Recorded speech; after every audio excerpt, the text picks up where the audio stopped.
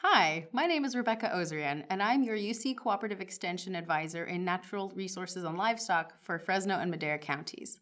Today I'm going to be going through the pasture inventory worksheet with you, which is the third worksheet of the Ranch Water Quality Plan. This worksheet is used to provide essential descriptive information to characterize your pastures and fields that you use for grazing. Some of the characteristics include slope, woody vegetation cover, and soil types. The characteristics can help you to identify and determine your management practices and may even impact management guidelines or goals. Possible water quality risks can also be identified using the information from this inventory. So let's get started. So here we have the worksheet. As you can see, it says pasture inventory at the top. This is basically a simple inventory sheet and nothing else. It doesn't do any calculations or anything fancy. Once you have the worksheet completed, there isn't much else that you need to do with your pasture inventory unless you need to add or delete pastures or fields that you have on your property. To complete this worksheet, you first need to know some information about each of your pastures or fields. If you don't already know the soil types, acreages, slopes, woody vegetation cover, and minimum amounts of residual dry matter, or RDM, that are expected for your fields, you'll need to spend some time gathering this information. Luckily, there are some great resources that you can use by clicking on these blue references, which show that they're links to websites. To start, we're going to decide which fields and pastures we want to include in the pasture inventory. It makes sense to use fields that are fenced in as a single management unit, but for this worksheet, you may also want to subdivide your larger or more complicated fields into smaller units if the management practices are different across the field. For example, if your ranch has a very large field that is fenced as one field but covers many different types of terrain, soil, vegetation, or management approaches, you may want to identify the different areas separately in the inventory. This includes if you might have a riparian area next to a steeper upland area. Give the pasture or field a name using names you commonly use in everyday operations. I'll make up this part and I'll call my first field field number 1 here, with the name Little Valleys, which I'll type here. Next, we need to identify the soil map unit or map units in each field. Some soil maps will give a number to identify the soil map unit, but it is most helpful to write in the actual name of the soil since it is more descriptive of the soil type. If you don't know the soil map units in your fields, you can use the soil information resources identified at the top of the page. Here's how. I will use the link for the California Soil Resources Lab online soil map by clicking this blue text. By clicking the link, this opens our web browser to the soil map website. The map typically starts out at Davis and will have this welcome slide here that you can click OK to let it go away. I will zoom out from Davis because we don't want to focus on the city here by clicking the minus button on this top right area which says zoom out. I'll click it out a couple of times so that I get a better idea of the area surrounding where it started. Next, I'll find some rangelands over to the west here. By clicking and dragging the screen, you can relocate and recenter where you're looking. Now, if I want to zoom back in on this rangeland, I'll click the plus button to zoom back in. I'll recenter again to make sure I'm in a good area. Now, another way to navigate to a place is to click on the menu button, which is here up in the far top left. When I click on that, I can then choose to zoom to location. This pops up a little dialog box where I can enter in a location, such as Winters, California, which is close to where we are right now. So I'll type in Winters and the state and click Go. You can see that it has now centered us on the town of Winters here in the middle of the screen. Either way you choose to do it, it will work just fine, and then you can move again by clicking and dragging the screen to center what you want to focus on. Now back to the soil map. So you can see all of these yellow squiggly lines. Each line is outlining a different type of soil.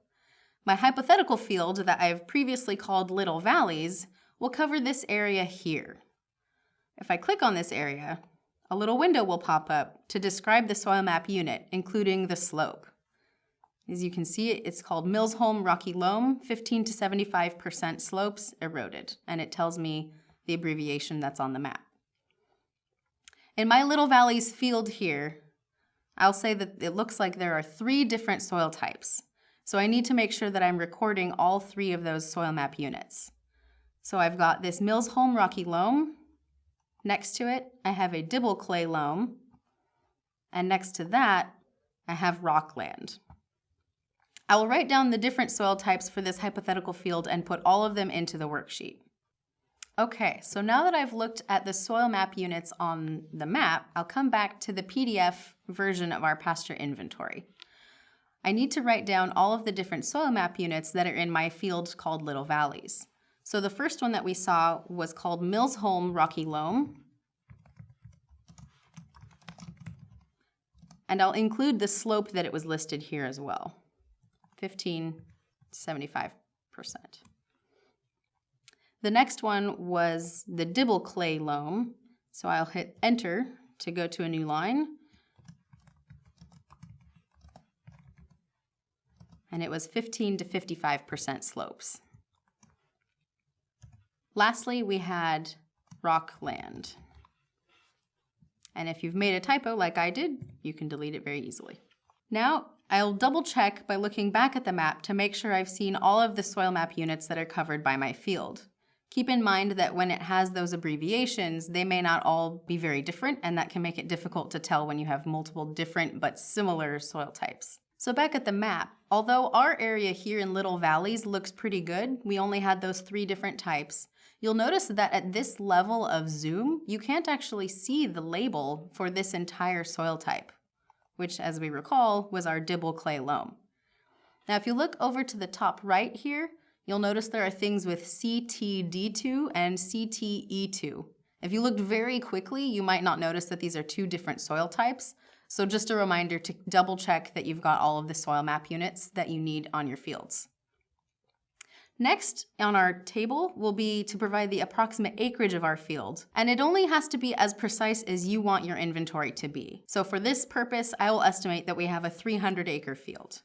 So when we come back to the pasture inventory sheet, you'll see that the next category is that acreage. So as I mentioned, we'll do 300 acres for our hypothetical field. The next section is to describe the slopes in this pasture. Now, you'll remember that we had 2 different soil map units, Millsholm and Dibble, that had a range of percentage slopes. For the purposes of this, I'm going to guesstimate an average slope so that we can use this for later categories in the inventory. Because we have such a broad range from 15 to 75% for both of these, I'll choose something approximately in the middle, around 40% slope. Now, if I wanted to add multiple, I can do that just as easily as I added multiple soil map units. Let's say I think that the first soil type is steeper than the second. So if I wanted to add a second soil slope for the Dibble Clay Loam that's a little less steep, I can hit enter and add in something at, say, 30% slope. And then I have both of those in my pasture inventory, and they're both still connected back to that field called Little Valleys. Next, we look at vegetation cover, specifically of woody trees and shrubs. This can be tricky because it will vary across the landscape, but keep in mind, same with the slope, we'll only be looking for an approximation or an average that you can use for management. Then we'll go back to the soil map webpage to look at the tree cover on the map. So back at our map, we can use this to look at the woody cover of our ranch. So we'll zoom in again using that plus sign in the top right, and we'll recenter it on our hypothetical pasture, which is around here for Little Valleys. I'll go in one more so I can really get an idea of how the tree cover varies in this area. Now you can see that there are some clear areas of very dense tree cover and some areas of much more sparse tree cover, as well as areas that don't seem to have any trees at all, although this may have shrubs in the place.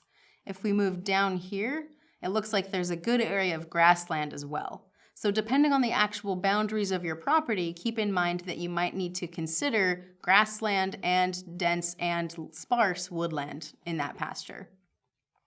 Based on this, I'll zoom back out again, and I'll give this an estimate of about 30% woody cover. And so I'll put that in our inventory pasture worksheet to say the woody cover approximate percentage. So we're back at the pasture inventory worksheet, and I decided that it looked like there was about 30% of woody vegetation cover in our field. The last step we need to do refers to residual dry matter. For this, we're going to use the A&R publication on residual dry matter, which can be found at the top of the worksheet, right here, called Guidelines for RDM on Coastal and Foothill Rangelands. I'll click on the blue text, and the document will then open in the web browser or download a PDF. So here we have the guidelines for residual dry matter on coastal and foothill rangelands in California. You can see that it is a very useful document with 6 pages of information, but for today's purposes, we're going to focus on the tables here at the bottom of page 2. You can see that there are 3 tables here. Table 1 has the standards for dry annual grassland, which means less than 12 inches of annual rainfall. This would be in areas such as Kern County in the southern Central Valley.